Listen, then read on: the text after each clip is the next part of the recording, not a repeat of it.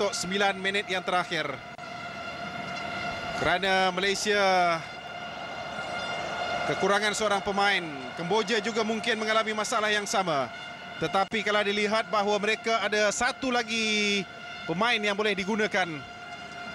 Dan ini adalah gol yang pertama dari Izzak Faris Ramlan pada minit yang ke-7. Diikuti dengan gol yang kedua, minit ke-35 Badrul Bakhtiar.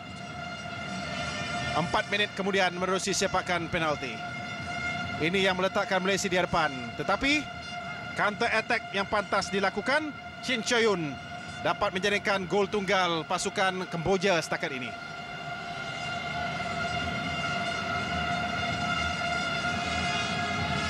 Tidak pasti keadaan Nazmi Faiz, sama ada beliau boleh terus bermain atau tidak. Jika tidak, kita akan kehilangan seorang pemain. Kita harapkan Kemboja juga, tapi mereka akan memasukkan Prak Ngon Yodom.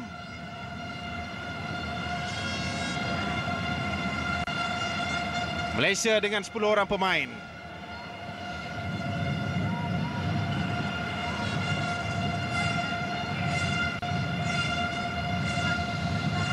Dibawa di seberang sana ialah Nazmi Faiz.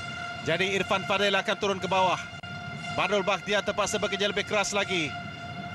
Fakri juga perlu turun ke bahagian midfield untuk membantu. 10 orang pemain sekarang ini Malaysia di minit-minit terakhir ataupun 10 minit terakhir separuh masa kedua ini. Barang diingat, kalau kita lihat di perlawanan menentang Thailand tempoh hari, Nazmi juga tidak dapat menghabiskan perlawanan tersebut kerana kecederaan. Okey, di sini kita akan kira mungkin kecederaan ataupun faktor keletihan yang beliau hadapi. Kejegasan memainkan peranan yang cukup penting dalam pertandingan seperti ini kerana jadual yang begitu padat. Selepas 2 hari satu perlawanan, selepas 2 hari satu perlawanan. Wan Zarul Nizam cuba membuka semula permainan kepada Irfan Fazail. Pendek hantarannya kepada Tamil Arasu. Cubaan dan juga rembatan paras pinggang yang terkena kepada pertahanan pasukan lawan. Fandi. Hilang bola Malaysia kerana cuba mengawalnya terlalu lama dalam hadapan kawasan penalti pasukan Kemboja sebentar tadi. Ini pemain yang baru berusia 17 tahun, Jip. Juga dari klub PK Rich, Priahkan Rich. Mereka juga punya pemain yang berumur 17 tahun. Mereka juga mampu memberi pendedahan kepada pemain-pemain yang muda. Irfan bekerja keras. Badrul mencari ruang. Ahmad Fakri di sebelah kanannya.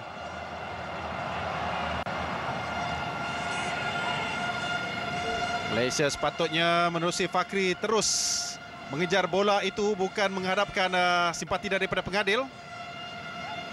Fandi diatasi. Nazmi Faiz meminta izin untuk masuk. 5 minit yang terakhir. 3 gol yang kita miliki di separuh masa yang pertama menjadi bekalan sekarang ini.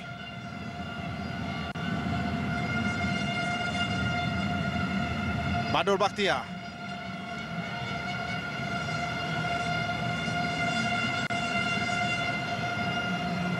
Ahmad Fakri Sarani. Fandi. Badrul Bakhtiar dengan kaki kiri pula. Dia sepakan beliau tadi, cubaan yang dilakukan di luar kotak penalti tetapi gagal menemui sasaran.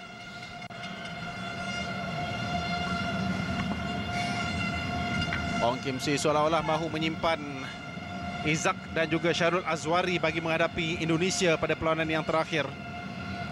Sebenarnya kalau hendak dilihat kepada kebarangkalian yang akan berlaku pada perlawanan yang terakhir nanti, banyak, Dib, ya.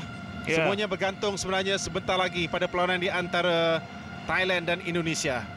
Kalau Thailand gagal untuk mendapatkan mata penuh, bermakna Malaysia dan Indonesia selamat dalam perlawanan ini ataupun dari kumpulan ini. Fakri. Peluang untuk Tamil Arasu. Ahmad Fakri kembali di tengah. Peluang untuk Malaysia. Terlepas pula. Jaringan yang keempat yang tidak dapat dihasilkan. Tidak pasti sama ada hantaran daripada Tamil Arasu tadi untuk menjadikan gol atau membuat cross. Lebih kepada cross untuk mendapatkan semula Ahmad Fakri. Agak jauh sedikit bola tersebut. Hantaran 1-2 cuba dilakukan oleh dua orang pemain ini. Ahmad Fakri. Irfan. Offside. Kali yang pertama.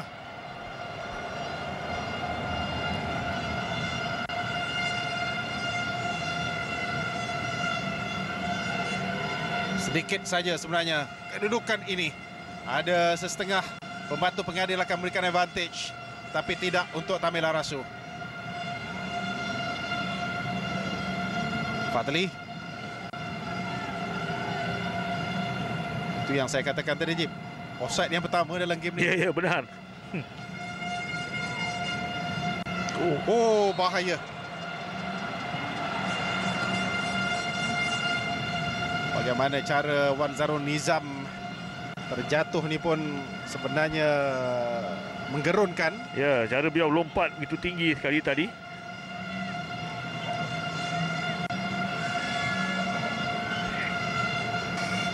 Sok Peng, pemain gantian, pemain yang mengutip kad kuning untuk pasukan Kamboja.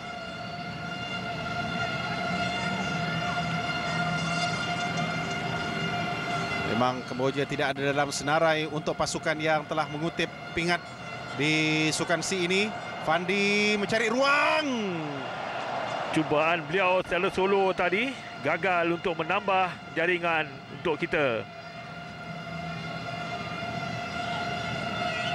Sepatutnya ada tambahan jaringan lagi, tetapi dipersisihkan. Cantik lariannya. Dia masuk benar. dalam kotak penalti. Dia melepaskan diri, tetapi lencongannya jauh dari sasaran.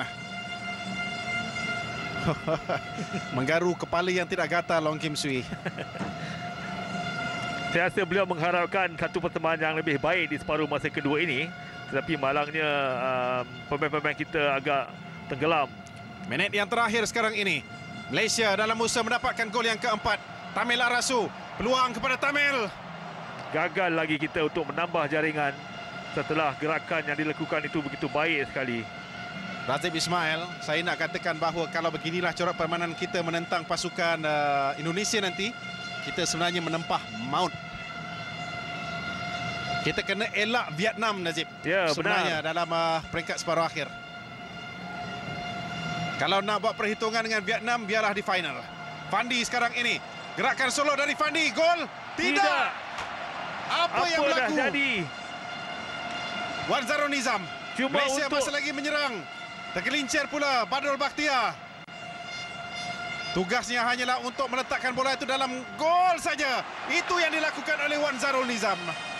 Benda yang mudah Zainal kita gagal untuk menjadikan gol. Patutnya Tamil Arasu tadi begitu mudah, dengan mudah boleh menambah jaringan. Tetapi kita memilih untuk jalan susah. Ya, jalan yang susah kita cari. Wan Zarul Nizam melakukan follow up daripada insiden ini kerana agak kelang kabut. Dia berjaya untuk mencuri peluang dan kemudiannya terus melencongkan bola, menewaskan Soyati. Minit ke-90. Berbaloi dari apa yang beliau tunjukkan sepanjang permainan ini, seorang pemain yang bekerja keras untuk membantu serangan untuk mencipta kejayaan untuk pasukan negara.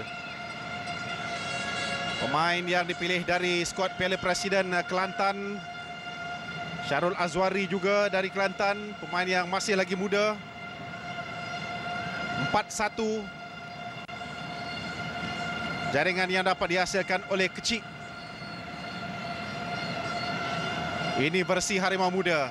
Kecik versi Negeri Sembilan ialah Syarul Abu Samah.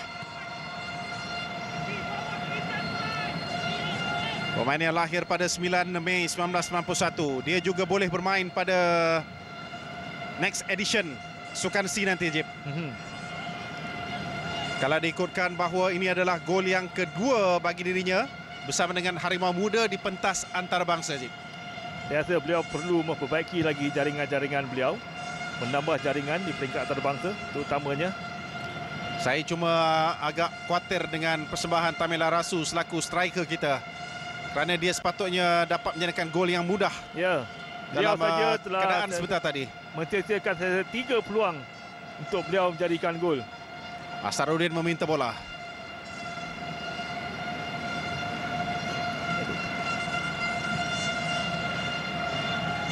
Minit-minit terakhir ketika ini, Badrul Bakhtia, lontaran ke dalam Malaysia. Sama ada Ong Kim Swee akan mengatakan bahawa dia berpuas hati dengan kemenangan ataupun permainan. Kita akan tunggu nanti. Tapi rata-rata pasti yang agak curiga sedikit dengan corak permainan seperti ini. Kita tak boleh ambil jalan mudah lagi dalam setiap perlawanan ketika berdepan dengan pasukan-pasukan yang berada ranking bawah kita, Zip. Benar. Sepatutnya kita harus menunjukkan penguasaan kita apabila kita bermain dengan pasukan-pasukan yang lebih bawah pada kita. Jika mereka diberi peluang, lawan yang lemah akan menjadi kuat. Jikalau kita tidak ataupun mengambil jalan ataupun tidak memamerkan permainan yang baik. 4-1 kedudukan ketika ini antara Malaysia dengan Kemboja. Kemboja yang akan pulang esok.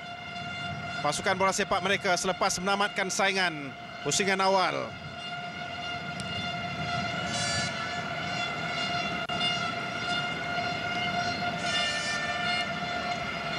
Tapi apa yang pasti ialah kita dapat mengutip 3 mata.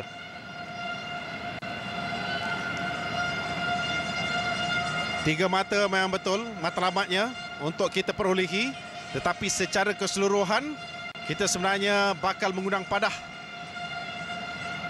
dengan Indonesia. Kita cuma mengharapkan bahawa Indonesia akan memberikan favor yang besar kepada kita dalam perlawanan selepas ini, Jip. Ya, kita mengharapkan Indonesia mengalahkan Thailand yang mana mudah untuk kedua-dua pasukan bermain nanti. Hanya untuk menentukan siapa yang akan juara di dalam kumpulan. Agak-agak anda nanti ada kompromi tak game tu? Saya rasa kita tunggu game Thailand lawan dengan Indonesia dulu. Yelah, game tu lah. Tapi saya rasa macam-macam boleh berlaku. Macam-macam boleh berlaku. Saya pasti Zainal, Indonesia inginkan berada dalam kumpulan sama dengan Malaysia sebab mereka tak mahu ingin berjumpa Malaysia bila separuh akhir nanti. Okey. Itu yang mereka pilih, nak berada dalam kumpulan neraka ini. Betul. Mungkin mereka bila satu kumpulan mereka akan jumpa pasukan ini balik di final nanti. Mereka juga bimbang sebenarnya jika bertemu Malaysia di separuh akhir nanti. Mereka cakap je sebenarnya tentang pasukan kita, tapi mereka juga khawatir. Ya, benar. Sepakan percuma pada saat-saat terakhir ini. Apakah satu lagi gol dapat dihasilkan?